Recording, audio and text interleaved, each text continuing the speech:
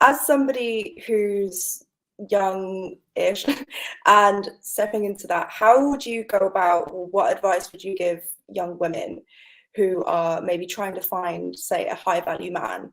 What can they do? What steps can they take? Because obviously, from my perspective and the past relationships I've been in, it's hard to give that treatment to a guy who, for example, my ex, I'd pay for everything. I was working, I was paying for the rent, and he still had a lot of, he had loads of insecurities, and he, pushed me to do a lot of things. Mm-hmm. And then you just think, well, why would I do that for you when you're not doing your part as a man, in my opinion? So how Well, I would think your you? question was, high. It included the phrase high value man, right? And a high Mm, value man is not unemployed, unable to like a guy that's considered top shelf. In my opinion, is competent, is resourceful, is a good man, is good at being a man, has combat skills, knows how to make it rain, knows how to make money, can solve problems. Like, high value men are not just masculine looking, strong, and attractive. Like, I think most women would conventionally say Brad Pitt, George Clooney, blah blah blah, stuff like that. That's not that's not just it, because women have a long laundry list of boxes that need to get ticked off. So why would you even waste your time with a guy that you've identified that isn't a high value guy? That's just another notch to put on your bedpost that is there in your history. mm, yeah, true. Because he was cute, my friends were there, I was drunk, he was drunk, it was fun, so we just did it. Like, that's usually the reasoning that most women sort of default to, is they don't think about future ideas and concepts, sort of thing. It's like, if you want to, again, because a high value man, especially a guy that's traveling in my circles, like, friends of mine, sort of stuff, they're going to look at a gal's past, right? And it's like, well, you've got nothing but a series of bad choices behind you. Like, if you've got nothing but a bad sequence of bad choice after bad choice after bad choice, it's like, how am I Mm, supposed to lead this chick? yeah, Yeah. So I makes think that sense. being very intentional and fastidious with your time and your dating is really, really important. I mean, that's advice I would give my daughter. Yeah.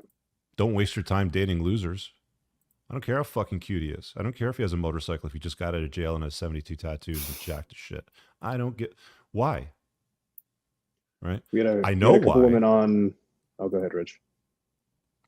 Go ahead, Muff. Sorry. Oh, I was just going to say we had a couple women on a couple weeks ago who were 21, I think 22, and they were they have, like most women have, they have these sort of goals of, I want a high value guy, I want a guy that makes a lot of money, I want him to be rich, I want him to be competent, I want to be able to get stuff done, but I also want to go study abroad and live in Mm. Amsterdam for 6 months, or I just want to like do this or whatever, I want to just go be on the yachts in Miami, because the idea that a lot of these women have is that their runway never ends, and Mm. the attention that they're going to be getting at 21 is the same attention they're going to be getting at 31, at 41, at 51, because they have a hard time planning and thinking for the future, right? Because since the beginning and dawn of time, women have never been on their own. They've always been taken care of, or somebody's always been there to provide and protect for them and lead them.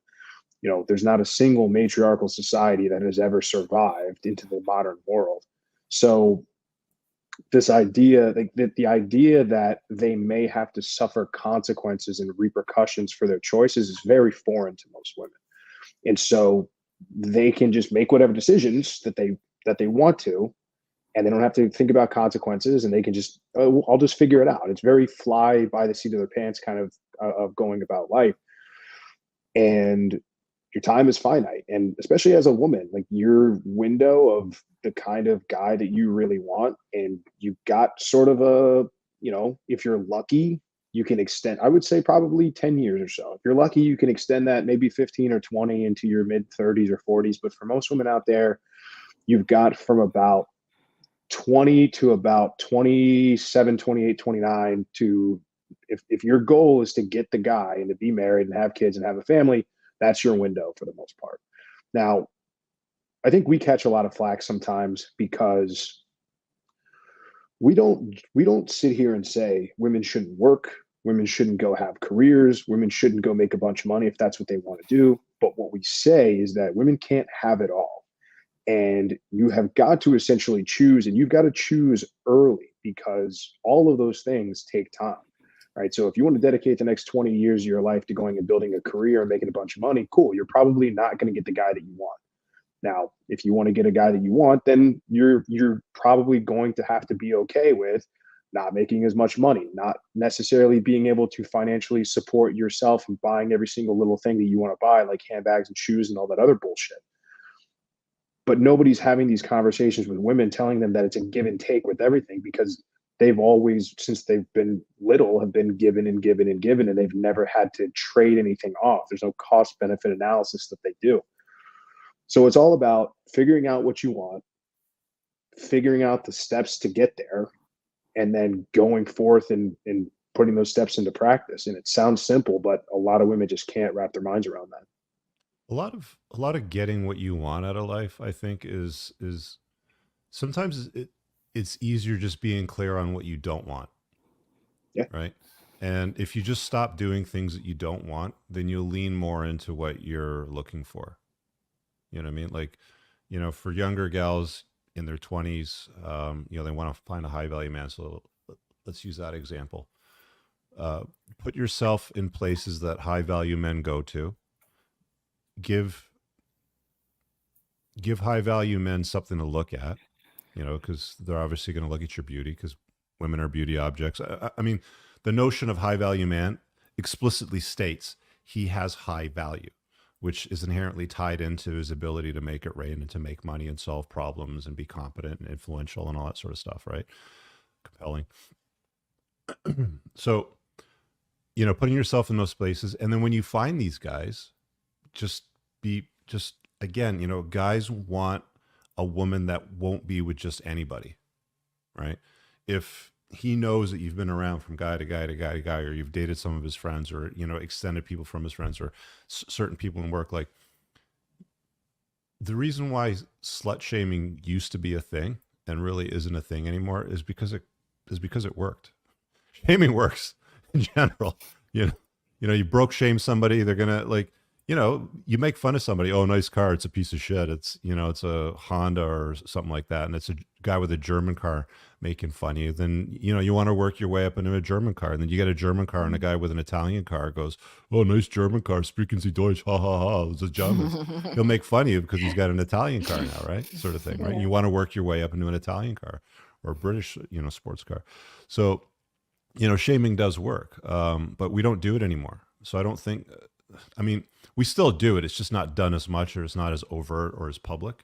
But I think that, if you're super intentional and understand that you've only got so much runway in your life, and there is a hard stop, there is an end, and that for women, that their beauty and their looks do have an expiry date.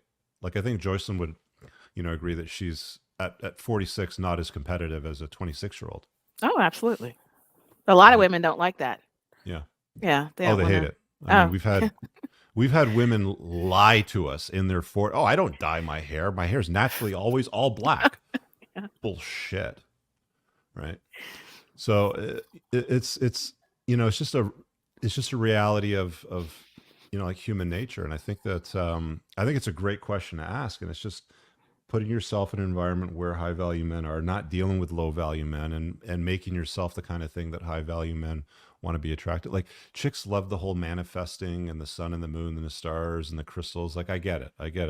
If you want to manifest the guy, hope is a shitty plan, but do the things that these guys that you want. You want bees, become honey, right? So, you just do and become the things that these guys want. And, keep putting yourself in an environment, a place, and stay away from the shit. Otherwise, you will attract flies. Flies go to shit. I really hope you guys enjoyed that clip. If you want to watch the full-length podcast, you can find that over here, that clip's from. If you're newer to the channel, make sure you hit subscribe over here. And pin down below in the top comment, you'll find a bunch of useful links to my website, my supplement line, books, and a bunch of other stuff. Have an amazing day. Peace out.